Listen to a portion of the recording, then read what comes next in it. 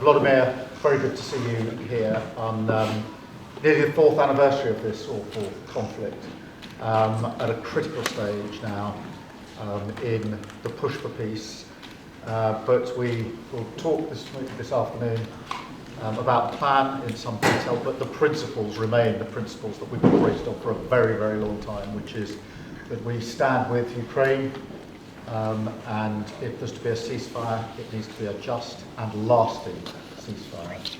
And that's why it's so important that we repeatedly set out the principle that matters about Ukraine are for Ukraine.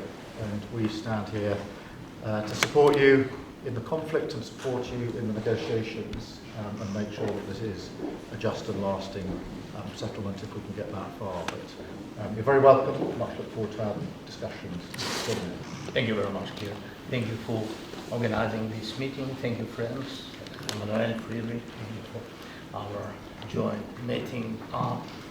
I think that is very important now to organize such meetings, to meet and discuss very sensitive issues regarding to peace talks, what we had in the United States and between us, and our team came back, and I think that they will brief us, all of us, after talks with the American team and after talks of Americans with Russians. I think there are a lot of what we have to discuss, to speak about.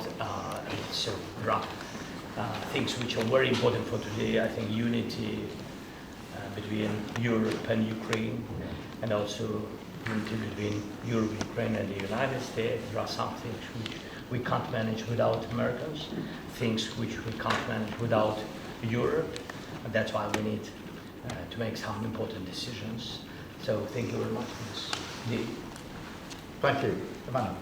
Thank you, Kier. Thank you for organizing this discussion, and thank you, Vladimir, to be with us together with Friedrich.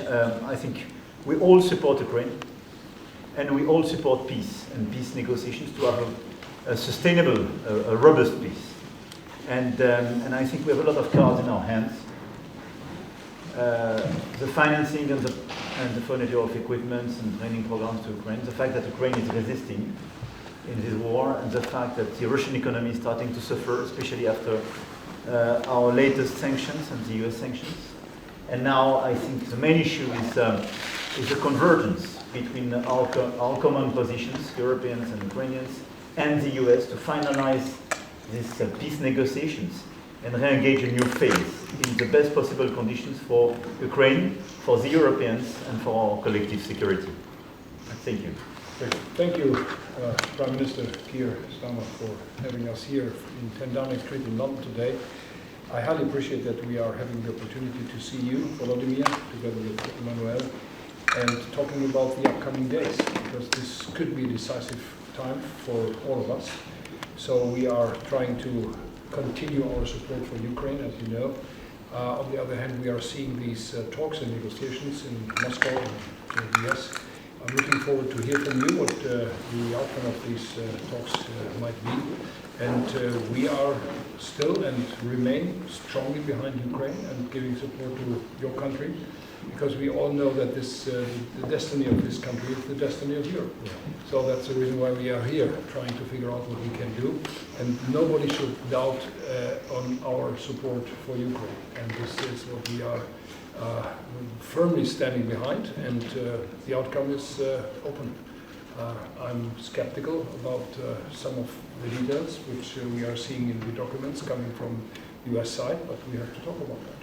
That's why we are here. Thank you for your invitation. Thank you all. Thank you very much.